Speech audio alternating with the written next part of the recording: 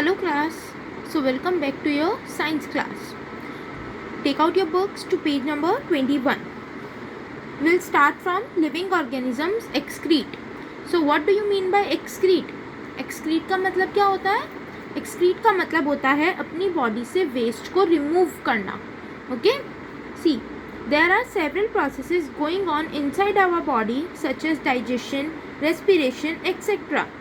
During these processes some waste products are produced. So होता क्या है, हमारे बॉडी के अंदर जब अलग अलग प्रोसेसेस होते हैं लाइक डाइजेशन, रेस्पिरेशन, तो हमारी बॉडीज़ में क्या बनता है, वेस्ट बनता है. लाइक डाइजेशन में जो फूड डाइजेस्ट नहीं हुआ, अनडाइजेस्टेड फूड, वो क्या है, वेस्ट. रेस्पिरेशन में हम लोग ब्रीथ आउट करते हैं कार्बन डाइऑक्साइड, कार्बन डाइऑक्साइड क्या है, waste. These are removed from our body in the form of urine, sweat या exhaled air. So होता क्या है, ये हमारी बॉडी से या तो यूरिन की फॉर्म में बाहर आ रहे हैं, स्वेट मतलब पसीने की फॉर्म में बाहर आ रहे हैं, और एक्सेल्ड एयर, एक्सेल्ड मतलब जो हम बाहर एयर रिलीज कर रहे हैं, that is carbon dioxide. The process of removal of waste products from the body of a living organism is called excretion. So what is excretion? Excretion is basically waste का हमारी body से बाहर आना, waste का हमारी body से remove हो जाना. Okay. Similarly, plants also excrete water vapor and carbon dioxide from small pores called stomata. ऐसे ही हमने पढ़ा था लीफ के बेस पे, सरफेस पे स्टोमेटा प्रेजेंट होते हैं. सो प्लांट्स अपना वेस्ट कहाँ से रिमूव करते हैं, स्टोमेटा के through. Present in their leaves. Some harmful or poisonous materials are produced in plants as waste. Some plants store the waste products within their parts in a way that they do not harm the plant. Some plants remove waste products as secretion. So plants में भी जो waste products produce होते हैं, कुछ plants तो उनको अपने अंदर ही store करके रखते हैं और कुछ अपनी body में से secretions की form में बाहर निकाल देते हैं. Secretions मतलब किसी liquid की form में, ओके, मतलब किसी भी फॉर्म में अपने बॉडी से बाहर निकालते हैं. जैसे आपने ट्रीज़ पे ऑब्जर्व किया होगा, कभी ब्राउन कलर का एक लिक्विड सा होता है, गम कहते हो जिसको, तो वो क्या है, प्लांट की बॉडी के लिए वेस्ट है, तो वो अपनी बॉडी से रिमूव आउट कर देता है. Okay. Now come to the next topic. All living beings reproduce their on kind. मतलब लिविंग बीइंग्स जो होते हैं वो रिप्रोड्यूस करते हैं अपने जैसे ही, मतलब उनके जो बेबीज़ होते हैं लिविंग बीइंग्स के, वो उनके जैसे ही होते हैं. लाइक ह्यूमंस के बेबी ह्यूमंस होते हैं, डॉग्स के बेबी पपी होते हैं, लायंस के बेबी कब होते हैं, तो वो उनसे सिमिलर होते हैं. राइट. ऐसा तो नहीं होता ना लायन का बेबी डॉग है, ऐसा नहीं होता. You must have seen the kitten of a cat, puppy of a dog, eggs of a bird and baby of a human being. Living beings have a unique ability to produce their own kind. The mode of reproduction may be different in different animals. So, जो ये living beings में उनकी ability होती है कि वो अपने ही जैसा नया बेबी प्रोड्यूस करते हैं. So, reproduction के जो methods होते हैं अलग अलग animals में अलग अलग होते हैं. Some animals produce their young ones through eggs. कुछ animals में babies egg से आते हैं, while some animals give birth to their young ones. और कुछ बर्थ देते हैं, जैसे ह्यूमंस में बर्थ देते हैं. राइट. Plants also reproduce. ऐसे ही प्लांट्स भी रिप्रोड्यूस करते हैं. Many plants reproduce through seeds. कुछ सीड्स के थ्रू, मतलब हम सीड उगा देते हैं तो नया प्लांट ग्रो करता है. Some plants reproduce through other parts other than seeds. Like rose, jasmine, mint and sugar cane are reproduced by stem cutting. मतलब रोज़, जैस्मिन, मिंट और शुगर केन, इसमें क्या होता है, इनके एक स्टेम का पार्ट कट करके उसको मिट्टी में उगा दिया जाता है, तो उसमें से नया प्लांट ग्रो करता है. Ginger, onion, potato multiply from underground stem. Ginger, onion, potato भी अंडरग्राउंड स्टेम की हेल्प से ग्रो करते हैं. In bryophyllum several tiny plants grow from the leaf margin. Bryophyllum में क्या होता है, जो उसकी लीफ होती है, ब्रायोफिलम एक प्लांट है, उसकी जो लीव्स होती हैं, लीव्स के ऊपर ही अलग प्लांट ग्रो करना शुरू कर देता है. जो उसकी लीफ है, लीफ से ही नया प्लांट ग्रो करता है. सो आपने देखा कि प्लांट्स हो, एनिमल्स हो या ह्यूमंस हो, रिप्रोडक्शन सब में होता है. Right.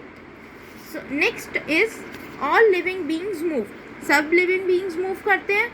We have already learn the various ways through which animals move. They move from one place to place and also show some movements. So जो लिविंग बींग्स होते हैं वो सब मूवमेंट शो करते हैं, सब मूव करते हैं एक प्लेस से place. Do plants also move? Plants cannot move from one place to another as they are anchored in soil, but various substances like water, minerals and food move from one part of the plant to another. See, animals और humans तो move करते हैं, पर क्या आपने plants को move करते हुए देखा है? No, plants don't move. लेकिन plants के अंदर चीज़ें move करती हैं, जैसे हमने previous chapter में read किया था. प्लांट्स के अंदर वाटर, मिनरल्स और फूड स्टेम से रूट्स, रूट से स्टेम्स, लीव्स अलग अलग पार्ट्स में मूव करते हैं. Besides plants also show some movements like opening and closing of flowers, movement in response to certain stimuli etcetera. So touch me not plant में बताया था, हम उसको टच करते हैं तो उसकी लीव्स क्लोज हो जाती है, तो ये मूवमेंट ही है. कुछ फ्लावर्स होते हैं ओपन और क्लोज होते हैं रात या दिन में, वो भी मूवमेंट है. तो सभी लिविंग बीइंग्स मूवमेंट शो करते हैं, बस सबका मूवमेंट शो करने का तरीका अलग अलग होता है. सो अभी हमने क्या पढ़ा?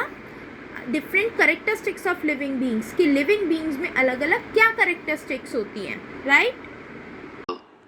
All living things show movement. It means that they frequently move from one place to another. All living things also show growth in their body. They eat food for their growth and living. Along with these features, they also breathe. They can feel and are sensitive to their surroundings. They all have the ability to produce young ones of their own. This is called reproduction. The next topic is organisms and their surroundings. कि अलग अलग organisms और उनके आसपास की surroundings, habitat, उनका घर, उनका एरिया कैसा होता है. Variety of vegetation as well as living organisms are different in different locations and surroundings. So आपने देखा होगा अलग अलग एरिया में अलग अलग एनिमल्स और अलग अलग प्लांट्स मिलते हैं. लाइक कोस्टल रीजन्स में we found casuarina tree and variety of fish. So आपने देखा होगा जो कोस्टल रीजन्स होते हैं, मतलब जो समुद्र के आसपास वाले एरियाज होते हैं, वहाँ पे अलग अलग टाइप के फिशेस मिलती हैं. प्लस वहाँ पे कौन सा ट्री मिलता है? Casuarina. Okay. So in the given activity 2.3 इसमें आपको क्या करना है, जो पेज नंबर पे 23 पेज नंबर पे जो टेबल गिवन है, आपको इसमें लाइक फॉरेस्ट में जो अलग अलग एनिमल्स और ट्रीज़ वगैरह मिलते हैं उनके नेम लिखने हैं. डेजर्ट में जो जो चीज़ें मिलती हैं वो लिखनी है. माउंटेन्स में मिलता है जो सी में मिलते हैं और लेक में. ठीक है, इनमें एनिमल्स, प्लांट्स जो अलग अलग मिलते हैं आपको उनके बारे में उनके नेम्स लिखने हैं. Okay, completed by yourself. On the basis of above listed information, note down the plants and animals which you find in lake are absent in forest. Similarly, note down the plants and animals which you find in forest but are absent in desert. You can also make this observation in other habitats like mountains and seas. So you have to fill this table कि forest में कौन से animals मिलते हैं, deserts में, mountains में, sea में and lake में. Okay. After completing the table, you will notice that different types of living organisms are found in different habitats. So आप ये टेबल कंप्लीट करने के बाद ऑब्जर्व करेंगे कि अलग अलग टाइप के एनिमल्स अलग अलग जगह पे मिलते हैं. लाइक सी में आपको फिश मिल जाएगी बट माउंटेन्स में नहीं मिलती. डेजर्ट्स में आपको कैक्टस मिलता है पर कैक्टस नॉर्मली फॉरेस्ट में नहीं होता. Okay, for example in a forest we can find small and big trees and number of animals, birds and snakes, whereas in deserts camels and thorny plants like cacti are found. So आप forest में जाओगे वहाँ आपको अलग अलग size के trees मिल जाएंगे, बड़े छोटे, अलग अलग एनिमल्स मिल जाएंगे like birds, snakes. But deserts में जाओगे तो आपको वहाँ मेनली कैमल्स मिलेंगे और थॉर्नी प्लांट्स, मतलब ऐसे प्लांट्स जिनमें थॉर्न्स होते हैं, कांटे होते हैं, जैसे cactus. Okay, cacti is plural for cactus. Cactus का प्लूरल क्या होता है? Cacti. Clear? Now our next topic is habitat. So what is a habitat? क्या होता है habitat? Habitat एक प्लेस है जहाँ पे कोई भी ऑर्गेनिज्म रहता है, मतलब उसका घर. Okay, so habitat the places of living where plant and animal live and grow. मतलब एक ऐसी जगह जहाँ प्लांट और एनिमल रहता है, ग्रो करता है, मतलब उसका घर, उसे हैबिटेट कहते हैं. From the above discussion, we can now understand that the living beings cannot live in isolation. All living organisms are dependent on each other, not only for food but also for basic necessities. The living place provides an organism with all its basic necessities. So, होता क्या है, आपने देखा है कि अलग अलग living beings होते हैं. हम ह्यूमंस हैं, हम एनिमल्स हैं या फिर प्लांट्स हैं, हम सब एक दूसरे के ऊपर डिपेंड होते हैं. फूड के लिए डिपेंड है या फिर किसी और चीज़ के लिए, बट एक दूसरे के ऊपर डिपेंडेंट होते हैं. सो हम एक दूसरे के अलावा सर्वाइव नहीं कर सकते. ठीक है.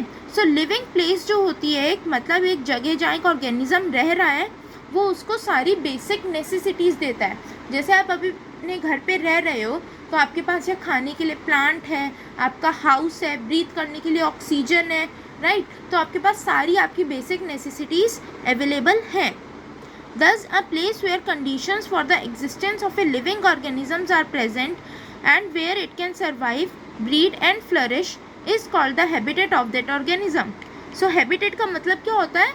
हिंदी में बोलो तो habitat का मतलब होता है घर, कि एक ऐसी जगह जहाँ पे एक ऑर्गेनिज्म आराम से रह सकता है, उसके रहने के लिए, उसको सर्वाइव करने के लिए वहाँ सारी चीज़ें अवेलेबल हैं. वो जगह उसे क्या बोलते हैं? Habitat. For example, habitat of A frog is pond and that of a tiger is forest. Frog कहाँ रहता है? पॉन्ड में, क्योंकि उसके पास वहाँ सारी चीज़ें अवेलेबल हैं जो उसको सर्वाइव करने के लिए चाहिए. सिमिलरली टाइगर कहाँ रहता है? फॉरेस्ट में. फ्रॉग पॉन्ड में एंड टाइगर फॉरेस्ट में. Now come to page number 26. Types of habitat. Habitat is divided into two classes. 1.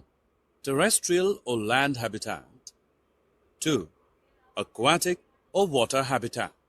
Habitat of living organisms found on land is terrestrial habitat. Desert, mountains, forest, grasslands are the examples of this category. Whereas habitat of living organisms found in water is aquatic habitat. Sea, ponds, oceans and lakes are the examples of this category. So now let's start with aquatic habitat. The organisms living in water are called aquatic organisms and their habitat is called aquatic habitat. So वो organisms जो कहाँ रहते हैं? Water में रहते हैं, उन्हें क्या बोलते हैं? aquatic organisms. एंड उनके habitat को क्या बोलते हैं? aquatic habitat. It can be further subdivided into the following. इसके भी आगे 3 पार्ट्स होते हैं: marine habitat, fresh water habitat and coastal habitat. Marine habitat. It refers to the habitat in seas and oceans. मतलब ये वो habitat है जो एनिमल्स सीज और ओशंस में मिलते हैं, जो ऑर्गेनिज्म सीज या ओशंस में मिलते हैं, उनके हैबिटेट को बोलते हैं marine habitat. Examples of organisms living in these habitats are, या कौन कौन से ऑर्गेनिजम्स मिलते हैं? Whales, sharks, sea turtle and seaweeds. Okay. Next is fresh water habitat. Fresh water habitat कौन सा होता है? It refers to lakes, rivers, ponds and pools. So जो लेक, रिवर, पॉन्ड्स या पूल में होता है फ्रेश हैबिटेट, जो ऑर्गेनिजम्स वहाँ रहते हैं, उसको बोलते हैं फ्रेश वाटर हैबिटेट. यहाँ पे कौन कौन मिलता है? Fish, water bugs, water lilies. तो यहाँ के ऑर्गेनिजम्स पता लगे आपको? Fish, water bugs and water lilies. Next is coastal habitat. It refers to the region where the seas meets land. Sea coastal habitat होता है जो बिल्कुल सी के साथ में लैंड होती है, वहाँ जो ऑर्गेनिजम्स रहते हैं उनको बोलते हैं कोस्टल हैबिटेट, मतलब जो सी के पास रहते हैं. Example crab, oysters, mangroves. So आपको यहाँ तक समझ में आया? Terrestrial habitat we will do in next class. Okay, bye.